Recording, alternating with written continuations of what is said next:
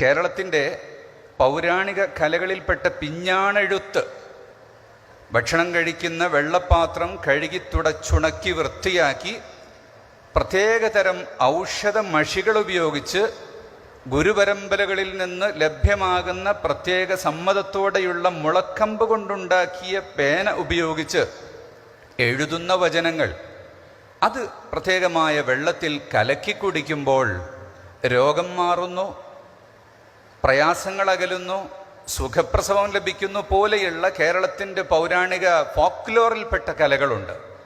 ഇന്ന് യഥാർത്ഥത്തിൽ ഇത് നഷ്ടപ്പെട്ടുകൊണ്ടിരിക്കുകയാണ്. അത്തരം കലകളെല്ലാം പുനരുജ്ജീവിപ്പിക്കുകയാണ്. അമേരിക്കക്കാരൻ ഇപ്പോൾ പഠിച്ചുകൊണ്ടിരിക്കുന്നത് ആ മഷിയുടെ കണ്ടന്റ് എന്താണ് എന്നാണ്.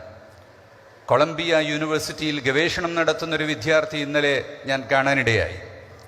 അദ്ദേഹം പറയുന്നത്, കൊളംബിയ യൂണിവേഴ്സിറ്റിയിൽ ഗവേഷണത്തിൻ്റെ ഒരു സബ്ജക്റ്റ് കേരളത്തിലെ ഈ പൗരാണിക ഫോക്ലോറിൽപ്പെട്ട പിഞ്ഞാണെഴുത്ത് എന്ന് പറയുന്ന കലയിൽ ഉപയോഗിക്കുന്ന മഷി ഏതാണ് എന്നാണ്. നമ്മളിവിടെ അത് വേണോ വേണ്ടേ എന്ന് ചിന്തിച്ചു കൊണ്ടിരിക്കുമ്പോഴാണ് ലോകം അതിനെക്കുറിച്ച് പഠിക്കുന്നത്.